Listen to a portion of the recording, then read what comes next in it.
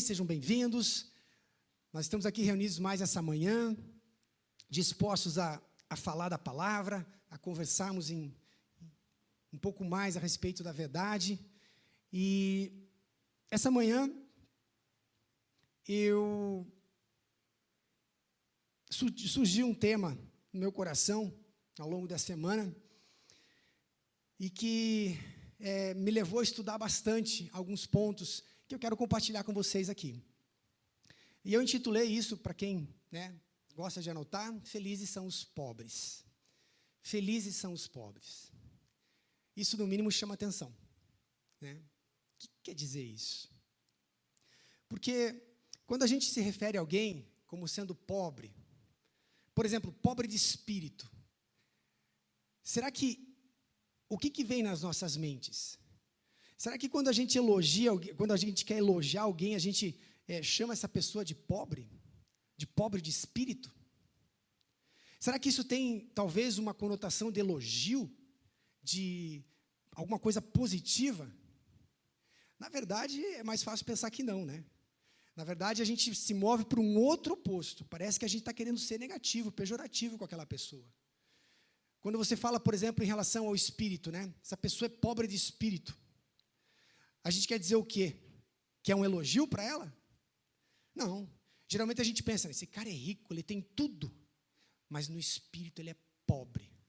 Então a gente dá uma conotação realmente negativa para isso. Espiritualmente falando, essa pessoa não tem nada, é pobre.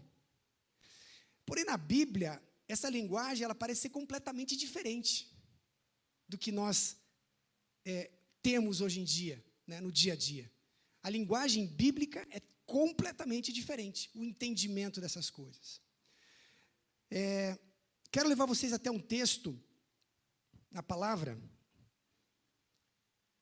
que é chamado do Sermão do Monte, ou o chamado Sermão das Bem-aventuranças. Um texto bem conhecido, um momento no ministério de Jesus bastante conhecido, bastante difundido.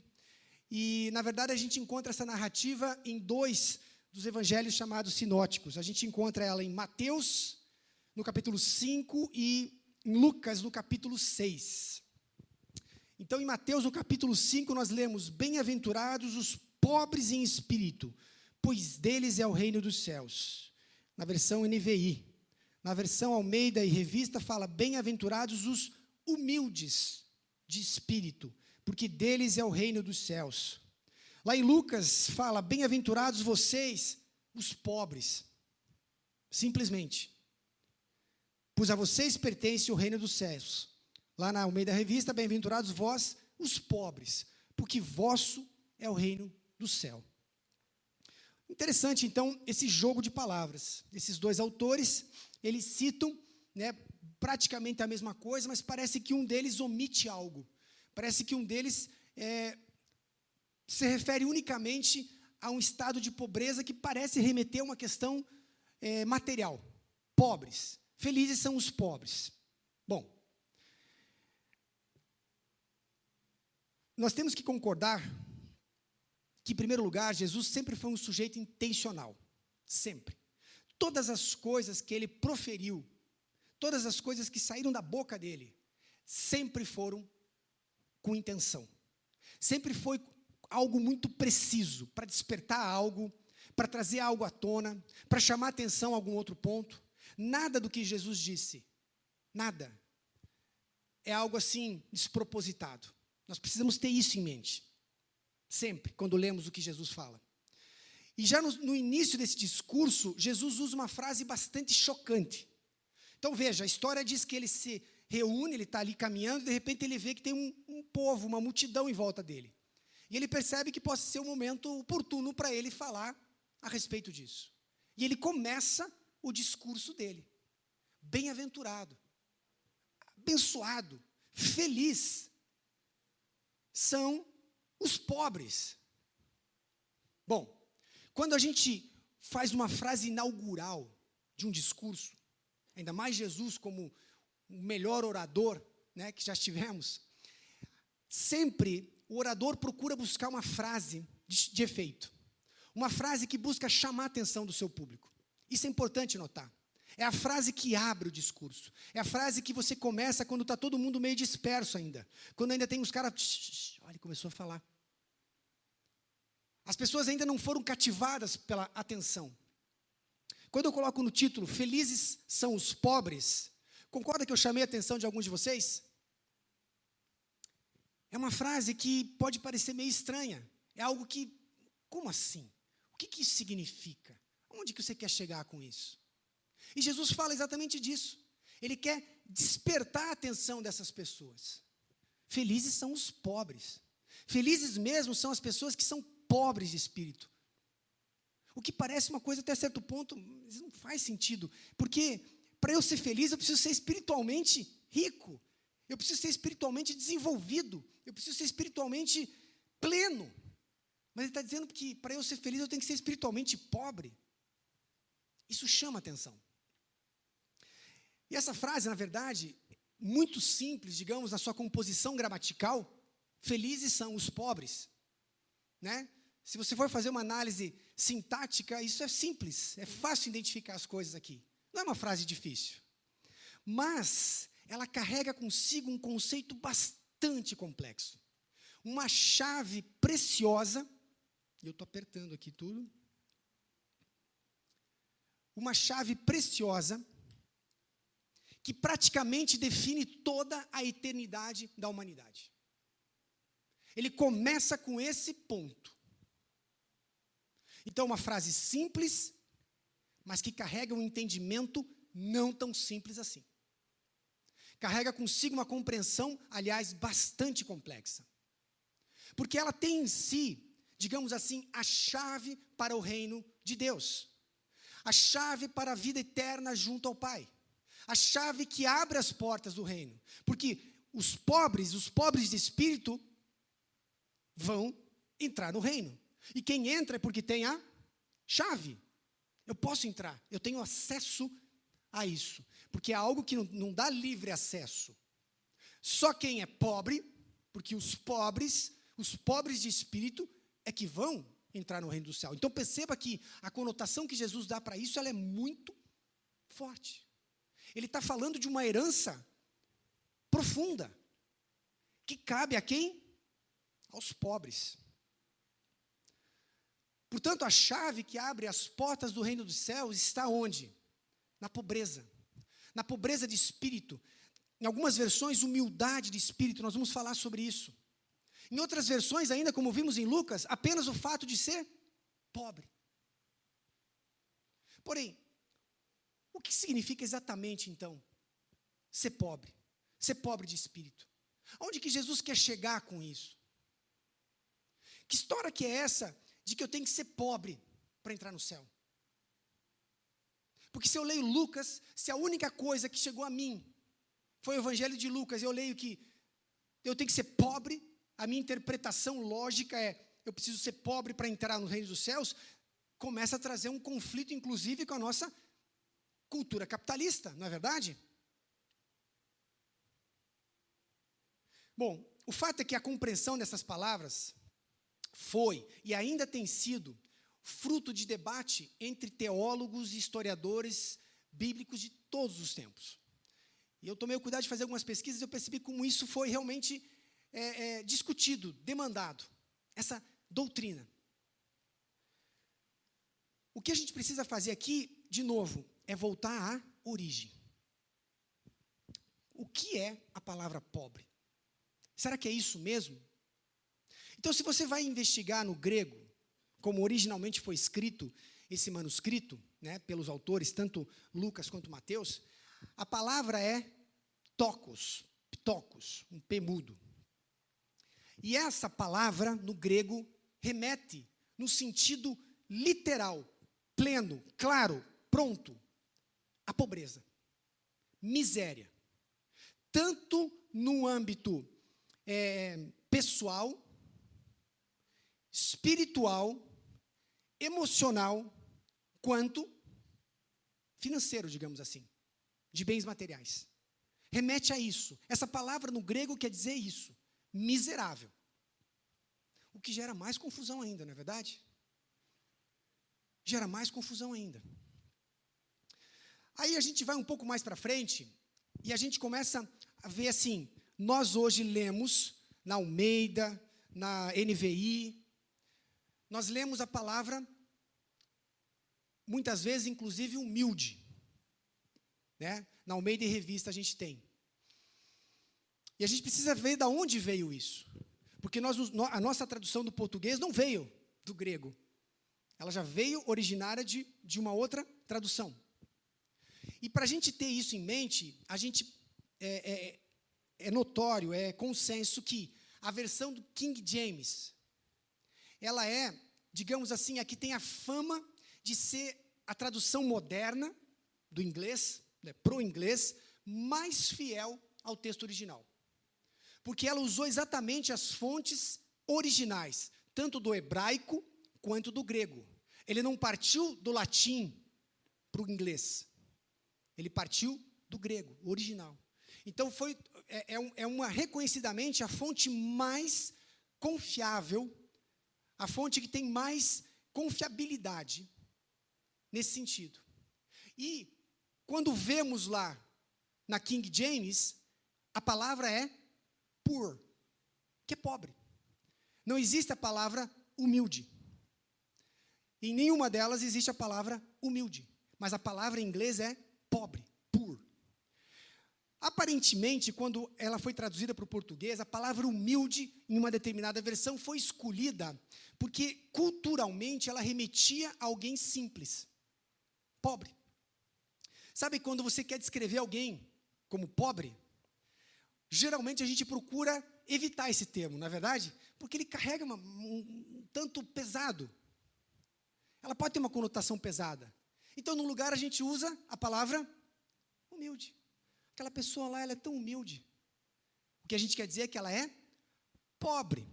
Por isso que essa versão usou essa palavra. Mas vamos deixar de lado essa questão de humilde, por enquanto. Nós vamos usar realmente a palavra pobre. Bom, o que a gente entende é que no contexto cristão, essa palavra, pobreza, e até mesmo a questão da humildade, tem sido desvirtuada ao longo da história da igreja. Chegando, como eu falei, até relacionar a riqueza, a posse de bens materiais, como falta de espiritualidade, como algo antagônico à espiritualidade. Se eu tenho, quanto mais eu tenho, necessariamente menos espiritual eu sou. Na verdade, a doutrina dos chamados franciscanos, do catolicismo romano, de se livrar de tudo, de viver uma vida monastérica, é o que deu vazão a isso. É o que deu vazão. Essa vida de não ter bens, não se apegar aos bens materiais, de se livrar de tudo. Mas isso é uma conversa para outra hora. O ponto aqui é que durante muitos anos, e ainda hoje, esse texto que a gente falou no começo, de Mateus e de Lucas, ainda traz algumas indagações. Principalmente se eu leio ele de maneira literal, pobre. Porque, invariavelmente, se eu leio como pobre, eu vou levar a crer uma situação financeira. Porque está dentro da nossa cultura capitalista. Mas, como já ministramos outras vezes, o que a gente sempre precisa fazer é procurar chaves. Lembra que ministramos a respeito de segredos que Paulo fala? Segredos na Bíblia, que são revelados na medida que você busca, na medida que você pesquisa, na medida que você tem a sede de procurar aquilo. Esses segredos vão sendo revelados. E as Escrituras, elas vão se abrindo de uma maneira muito mais profunda, muito mais ampla. Chaves que abrem, que decodificam esses mistérios. Chaves que são dadas para aqueles que têm cuidado de ir além. Bom, o que nós sabemos é que 2000 anos depois, mais ou menos, de Jesus ter proferido o seu mais famoso discurso, o chamado discurso das bem-aventuranças, como a gente viu agora, alguns estudiosos começam a trabalhar sobre um tesouro arqueológico. Então, nós estamos falando de chaves. Chaves que estão escondidas. Mas Agora, no século XIX, mais precisamente em 1947, um tesouro arqueológico que foi encontrado no deserto da Judéia. E foi encontrado por acaso, por um pastor, não de uma igreja evangélica, mas um pastor de ovelhas, de cabras, que estava procurando uma ovelha, encontrou cavernas, como essas cavernas aqui na rocha. E ele encontrou vasos, e esses vasos continham rolos, papiros. E na ideia de imaginar, puxa, isso aqui deve ser valioso, isso aqui deve valer algum dinheiro. Trouxe ao conhecimento público, e isso revelou à humanidade o que foi chamado de os manuscritos do Mar Morto, exatamente porque essas cavernas, elas estão próximas, elas estão praticamente às margens do Mar Morto. Os chamados manuscritos do Mar Morto eram porções, pedaços de escritos do Velho Testamento. Passagens de Isaías, dos grandes profetas, dos pequenos profetas, Salmos, Gênesis. Manuscritos a respeito de textos que remetiam a uma visão messiânica. E isso foi começando a ser decifrado desde essa época. Foi levado para muitos lugares, mas principalmente para o Museu de Jerusalém, e ali começou um trabalho de recuperação, de interpretação, de fundamentação do que seriam exatamente esses textos e o que eles estariam fazendo ali. E ali parece que encontraram uma chave que poderia abrir entendimentos, inclusive, para o Novo Testamento. Especificamente sobre essa frase que Jesus proferiu. E ainda estava em discussão, que era o pré-requisito para ser admitido pelo Pai, pelo Filho e pelo Espírito Santo no seu reino: ser pobre.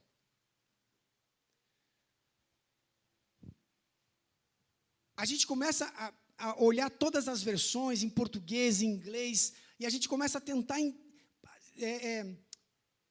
meditar sobre isso, ruminar, eu gosto dessa palavra, tentando decifrar isso, tudo que pode sair dela.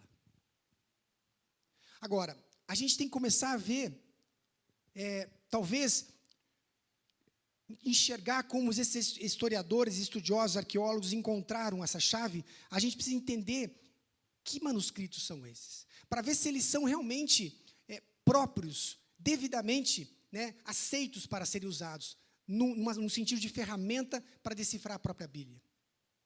O que a gente sabe é que os autores desse texto, isso é unânime, eles eram os chamados essênios. Quem eram os essênios? Na verdade, esse grupo era um grupo dissidente da chamada casta sacerdotal, dos fariseus e dos saduceus, que estavam, de alguma maneira, insatisfeitos com a forma como esses fariseus e esses saduceus conduziam tanto a vida religiosa quanto a vida social dos judeus na época. Isso desde o século II a.C., na época em que os judeus ainda, a Palestina, vivia sob o jugo dos gregos. Uma cultura bastante liberal, bastante diferente, bastante contraditória com a cultura judaica. E alguns passaram a ser meio permissivos. E esse grupo sentiu-se como que chamado para se afastar de tudo isso. E eles se mudaram para o deserto.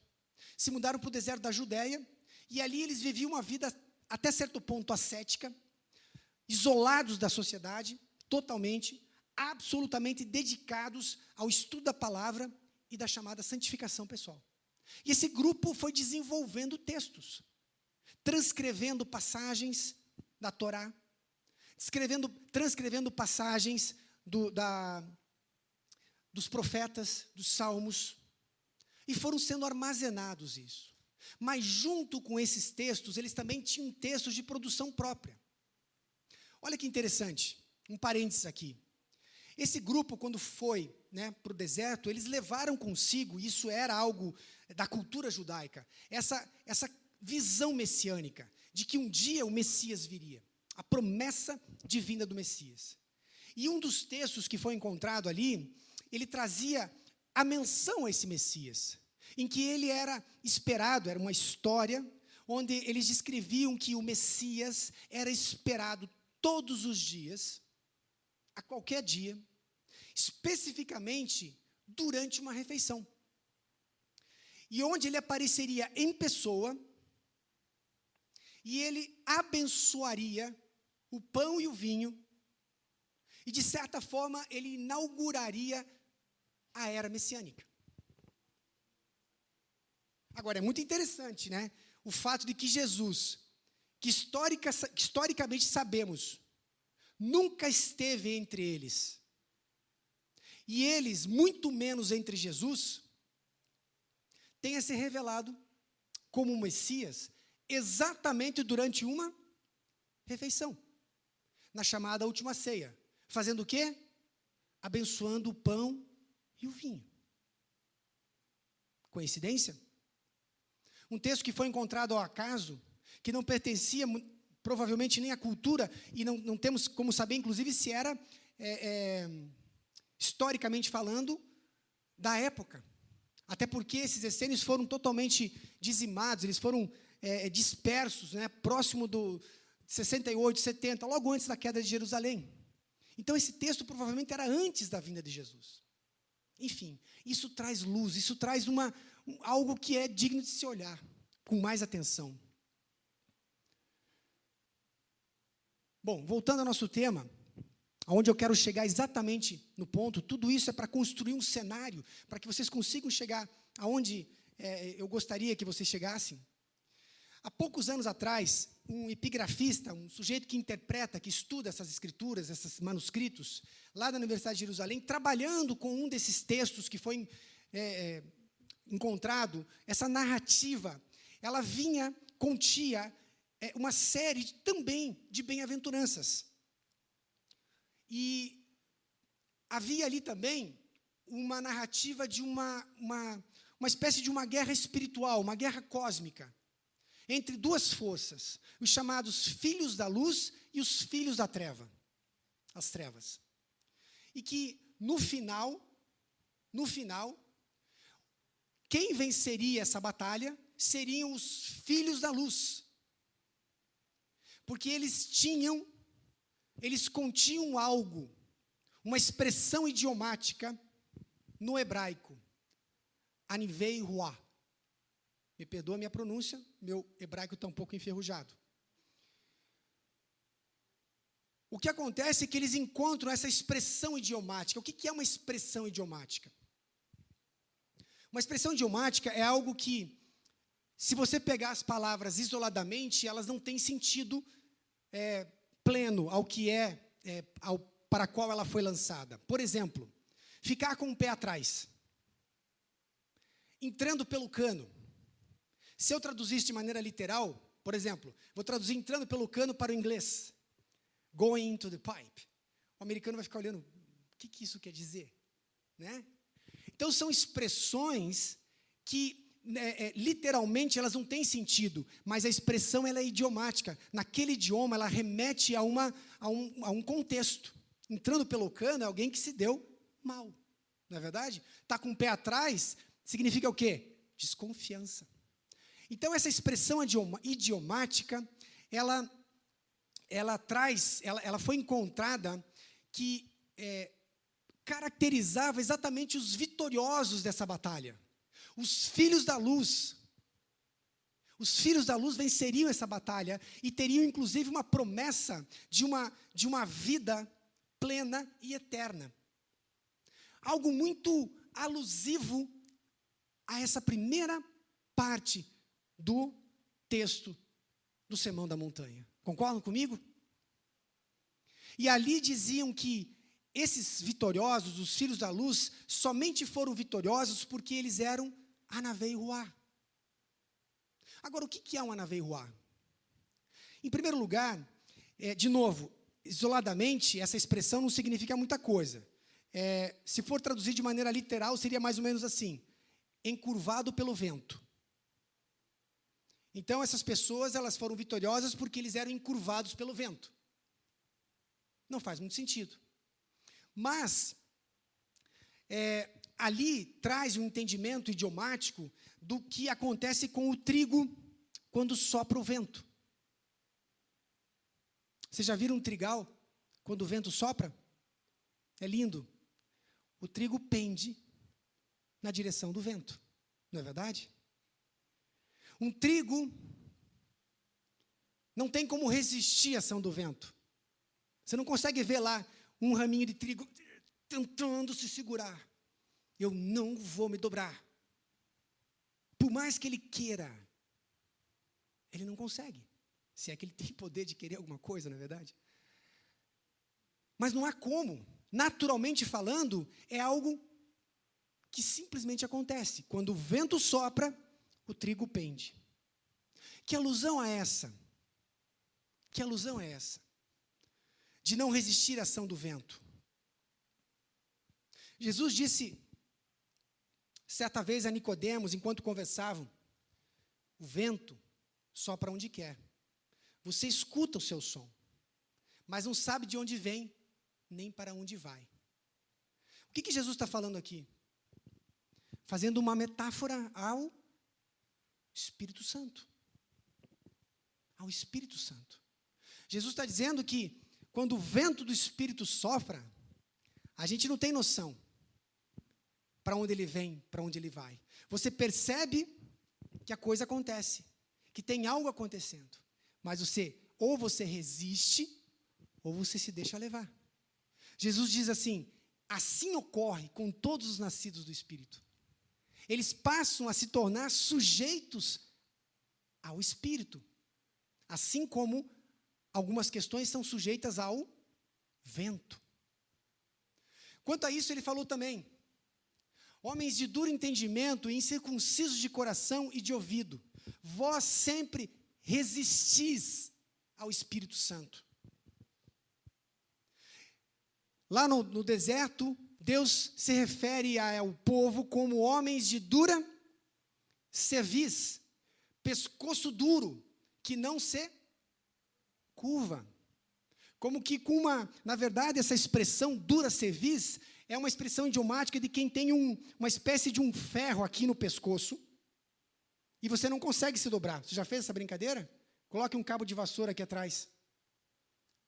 Deus usa essa expressão idiomática que foi traduzida como dura cerviz, porque são pessoas que não se prostram, não são anaveiruá, eles resistem à ação do Espírito.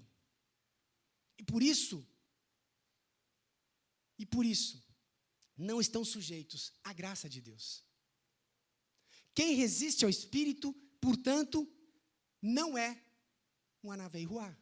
Portanto, não é um vitorioso.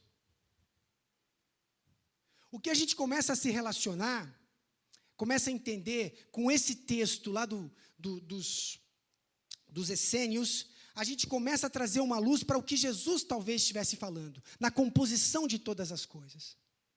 Essa pobreza que Jesus está se referindo, ela é, portanto, uma pobreza, um sentimento de inferioridade em relação ao Espírito de Deus. Alguém que é capaz de reconhecer que tudo que tem, de que tudo que é, se deve ao agir do Deus Trino. Que opera sempre de maneira dinâmica, a favor de quem se submete de forma voluntária à mão dele. 1 Pedro diz que Deus resiste aos soberbos, mas dá graça aos humildes, porque são pessoas que se curvam. Que humildade é essa? Essa humildade está relacionada a essa pobreza de espírito. Então, humildade e mesmo pobreza de espírito, tudo isso, no dicionário de Deus, não deve ser equiparada a um piedoso complexo de inferioridade, ou de uma miséria material pura, e simplesmente, isso é tolice. Aliás, essa questão de complexo de inferioridade foi julgado por Deus. Pessoas que têm um sentimento de inferioridade que, na verdade, não existe. que não existe. Sabe, vocês conhecem a parábola do publicano e do fariseu que oravam? O fariseu orava, batendo no peito. Graças te dou, porque eu não sou como os demais. Porque eu jejuo 2 vezes por semana. E dou o dízimo de tudo que eu ganho. Eu não sou roubador, injusto, adúltero. Esse era o fariseu. Porém, o publicano, que aqui, um coletor de impostos, que na cultura deles era um pecador, ele se coloca diante de Deus e a história conta que ele nem ousava levantar os seus olhos para o céu. Tamanha era a sua percepção. Do quê? De pobreza. De incapacidade. Deus, seja misericordioso comigo, porque eu sou um pecador. Jesus diz que o que acontece? Esse que orou com humildade, com pobreza de espírito, foi justificado. Quem é justificado é aceito. Quem é aceito entra no reino de Deus. As coisas vão se ligando. As chaves vão abrindo o entendimento sobre essas questões. Um estado de espírito absolutamente sujeito à vontade de Deus. Uma consciência plena da minha miséria, da minha pobreza. Que, aliás, vem ao encontro de uma doutrina terrível atualmente. Uma doutrina que diz que eu sou o cara. Uma doutrina que diz que eu sou até tão importante quanto Jesus.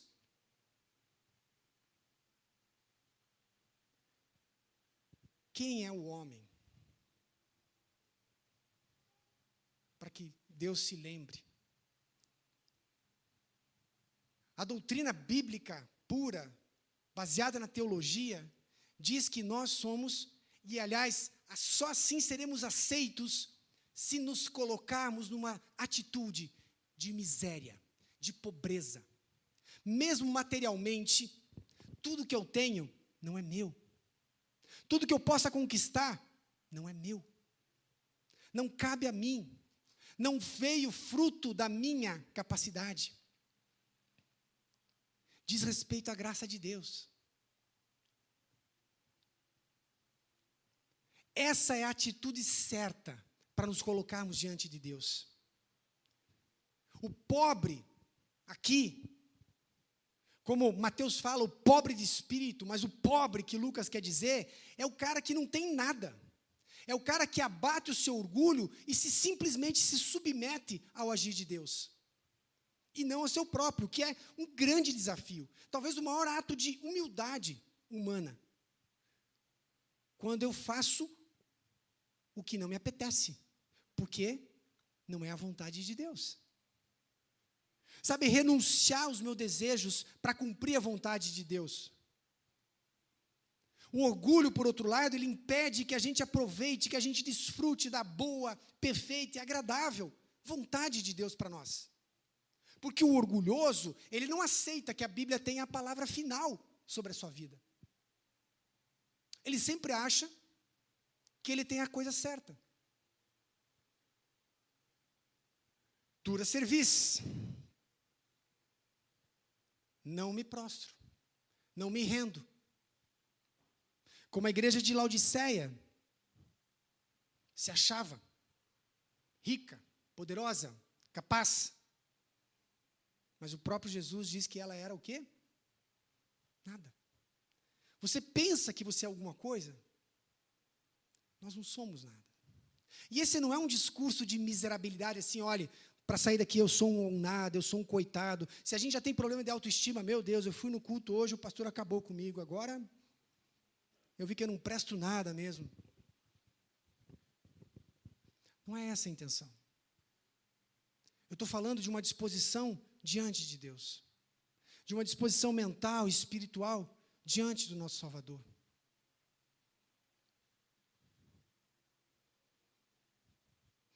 Em Isaías, no capítulo 66, aliás, um texto onde encontramos várias referências cruzadas com o chamado Sermão da Montanha, nós temos Isaías falando: porque todas essas coisas tem feito a minha mão, e todas aquelas coisas vieram a existir, diz o Senhor.